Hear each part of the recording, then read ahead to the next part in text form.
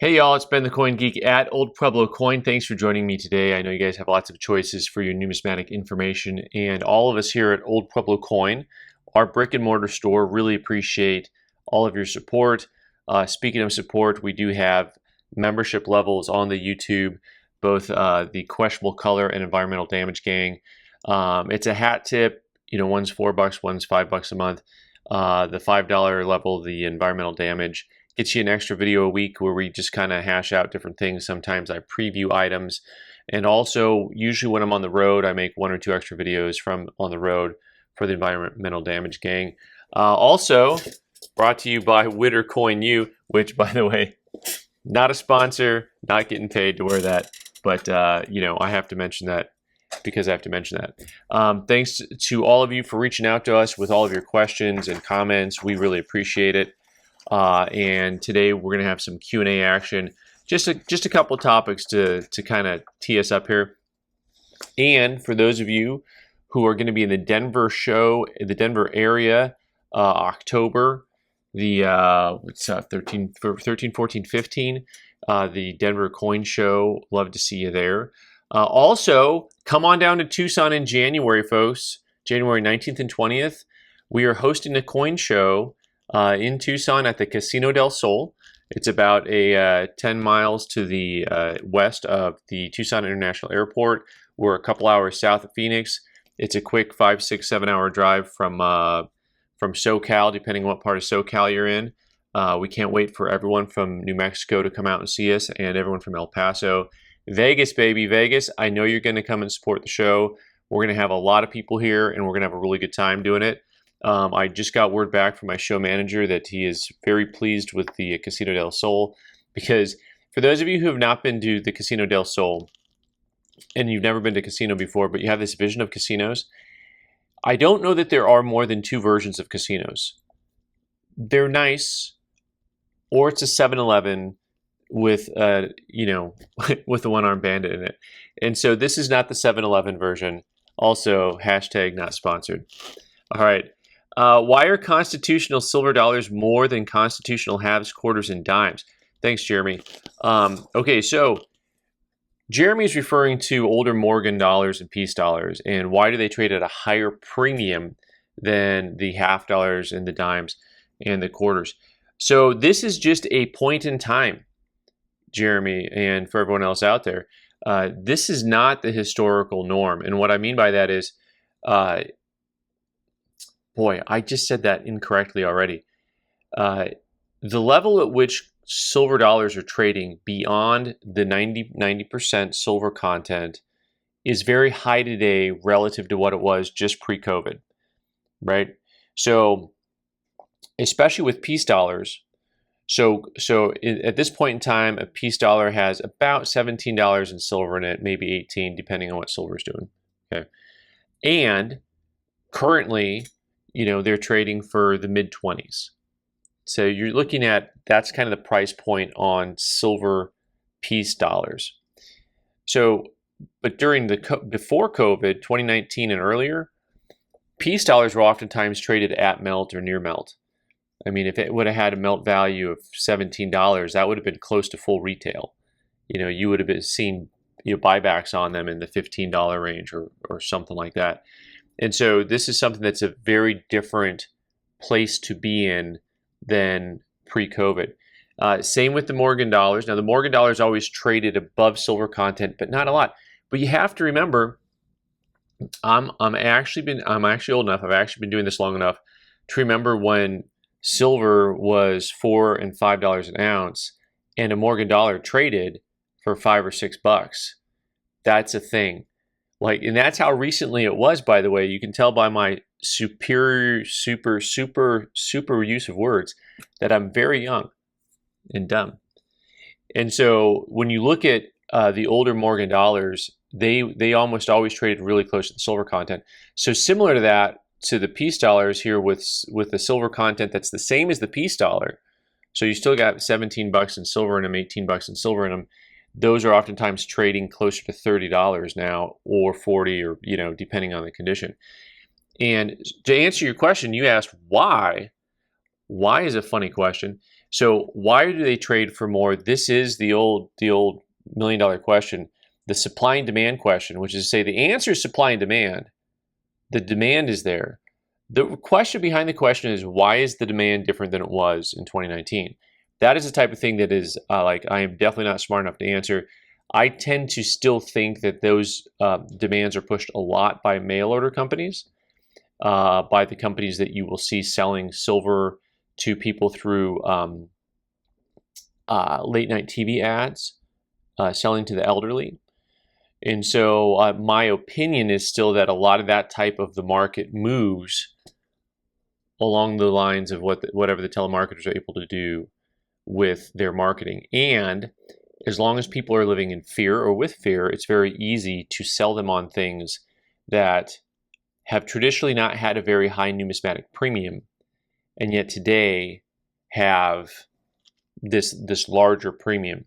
But to me, watching collectors buy the coins, I see more frequently that those coins are all going out wholesale to large companies.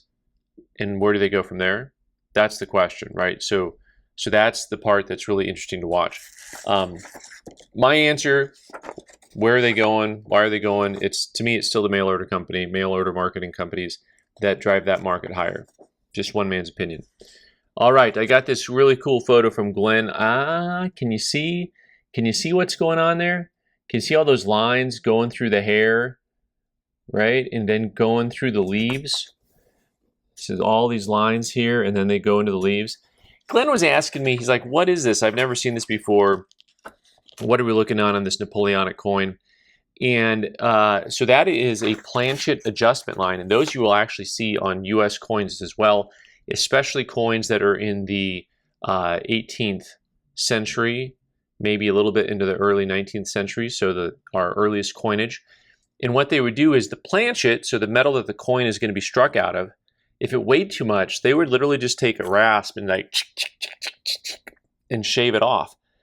And they wouldn't bother to try to smooth it out very much. So one of the key indicators is on these lines that usually the lines are deep grooves and they are generally spaced apart in a very even manner. In other words, most of your tools, they would have even spacing to the lines, right? And so that's the type of thing that you see when you see this like scrape marks, these deep grooves that go into it. And you want to be able to see those deep grooves versus lots of little swirling lines that look like they're on the surface. That just means the coin's been cleaned. It's very interesting to see here. It's a great example because you can see them very, very clearly on the coin. And it's the type of thing that a lot of people mistake for some type of cleaning or damage. So, but that is, in the coin collecting market, that is not considered to be something that is detrimental. Now, there are people who they would prefer to have one without those lines. But just like the Chinese chop marks and things of that nature, there are people who will actually pay a premium for a coin that has that type of attribute to it. Or maybe they won't pay the premium, but maybe if they had one without that, without those lines on it, or one with, they might choose the one with the lines because they think it adds a lot of character to it, a lot of story to the history of the coins that they're looking at. All right, last but not least, we had done a crackout video showing some results that some customers had from coins and off-brand holders. By off-brand, I usually mean something that is other than PCGS or NGC or Annex or things along those lines. And a lot of comments about the off-brand stuff and buying them and not buying them. And a lot of people brought up the old adage, buy the coin, not the holder. And this is very true, very, very true, especially in the off-brand holder area. And if you're new to coin collecting, I really don't recommend that you buy anything in an off-brand holder. I would really recommend that you wait until you have a lot more experience with coins before you start looking at those and start buying them. Because you want to be able to assess accurately the market value of the coin, regardless of what the label says on the holder. And there's no consistent way to look at the coin and say, okay, well, they say MS67, so they're probably off 2 points, so it's going to be an MS65. That doesn't work. That just does not work. I mean, on some of these holders that are out there nowadays, I mean, I've seen coins graded to high mint state coins that were mid AUs. I mean, they weren't even close. And so you cannot assume anything when you get to these holders that people just make. And can I defend the grading companies for half a second? I just lost 10,000 subscribers. Can I defend them a little bit? Like, really honestly, guys, when I get stuff back from NGC and PCGS, mostly it's graded well. Mostly it's graded accurately. Like, we like to look at it and say, look at all these things they screwed up on. Yeah, and, you know, when the ref blows the whistle and throws the flag, probably 8 times out of 10, it's actually a good call. And the other 2 times you don't like it because it was on your team, right? And we do the same thing with coin grading. I mean, can we be honest about this? We do the same thing with coin grading where we look at a coin, and because it's our coin, we're really upset about the call that the ref made, right? But most of the coins that come back graded by NGC and PCGS are graded well and accurately. And just another sidebar, very rarely are they overgraded, and I understand that some people don't like that. I don't know why, but like most of the time they don't. They're going to be more conservative than not usually, which is why NGC and PCGS make sense and they work, right? Versus these other grading companies where it's like, oh yeah, we've never seen a coin that nice before, and it looks like every other coin you've ever seen. It's like a common thing. So anyway, if you are not well versed in coin grading and coin collecting, please do not buy coins that are certified by these no-name companies. If you are an advanced collector and you've been doing this forever, and you can look at a coin that's going to be in one of these off brands and you know that it's undergraded, good luck with that. But you're sure that they made a mistake in your favor, God bless you, go buy them, right? Or you just know that it says MS67 but it's a 63 and you're only paying 63 price and you don't care. Have fun with it. Knock yourselves out. Right. So anyway, thanks so much for watching, guys. I'm Ben, the Coin Geek at Old Pueblo Coin. We have a brick and mortar store here. There's links in our videos to our eBay stuff and our store stuff. And also, way to bury the lead, Ben, but we're starting to put more of our raw coins on our website for collectors who are not looking for certified coins. And hopefully we will continue to roll with that. And hopefully we'll continue to get a good response from you all. We'll try to keep it as real as we can. All right, guys, thanks so much for watching. Take care.